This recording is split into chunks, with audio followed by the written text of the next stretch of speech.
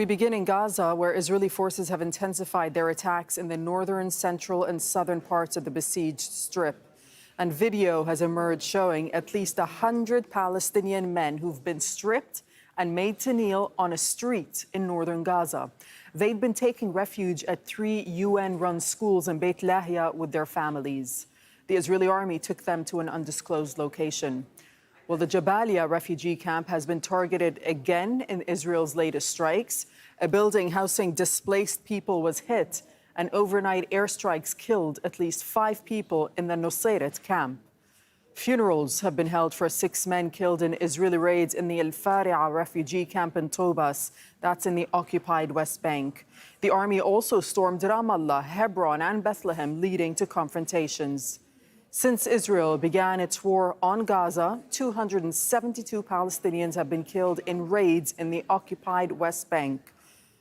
We'll get more on the fighting in Gaza shortly, as well as what's happening in the occupied West Bank. But we first start in occupied East Jerusalem, because that's where there's heavy security around the Al-Aqsa Mosque compound, where tensions are high. And we have Sara Khairat joining us from occupied East Jerusalem. So, Sara, the Palestinian worshippers trying to get into Al-Aqsa, we understand, have been banned by Israeli forces. Tell us about that and what's been the aftermath. Yeah, that's right. That's been the case since October 7 when the Hamas attack happened. In a few days. We'll be heading into 2 months of this. Every Friday prayer, people over a certain age are not allowed in. Anyone, usually it seems under the age of 65 for men, and for women it seems around under the age of 45 are banned from performing their prayers at Al-Aqsa Mosque, which is the 3rd holiest site for Muslims around the world.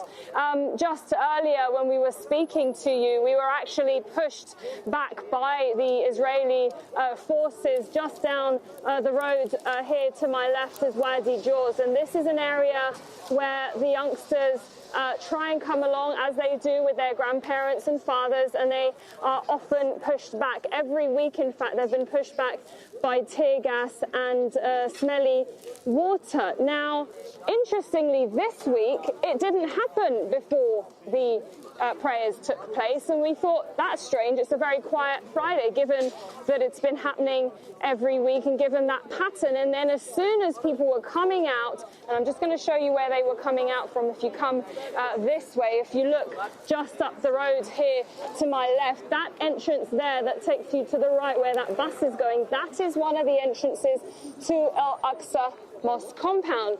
Now, people were coming out, worshippers were coming out, and before we knew it, the Israeli forces that you're seeing just behind me here as well, and all around me, in fact, they then were heading in that direction to Wadi Jaws in their dozens and were firing the tear gas and smelly water. Of course, we were seeing Palestinians looking out from their homes. It's become a scene they've become used to, but it still remains very difficult for them because there's a restriction of movement, not just when it comes to the basic rights such as performing prayers, but even movement around occupied East Jerusalem. Shopkeepers have been told to shut their shops earlier. Many people are doing that just for fear of once it's dark, and it's dark quite early now that it's winter time, that they'll be targeted by the Israeli forces for really just being Palestinian. If you fly the flag, it's always been illegal, and certainly now, if you're showing any support for those in Gaza, that can land you in jail. And if you land in jail as a Palestinian, you might be there for years without any charges, without even representation, without legal representation, and even children get held in detention. Last week, when we saw the Palestinian prisoners being released, some of them were from occupied East Jerusalem, and they were very clearly told they would not be allowed to celebrate. That order was also coming from Itamar Ben-Gvir. Now, that name is important because he once was on the fringe of Israeli politics, and then he became part of this coalition government, a far-right Israeli coalition government, with the likes of him. He is the National Security Minister. He also has convictions of inciting racism against what they call Arabs, i.e. Palestinians. He was also part of a far-right ultra-nationalist group that was banned.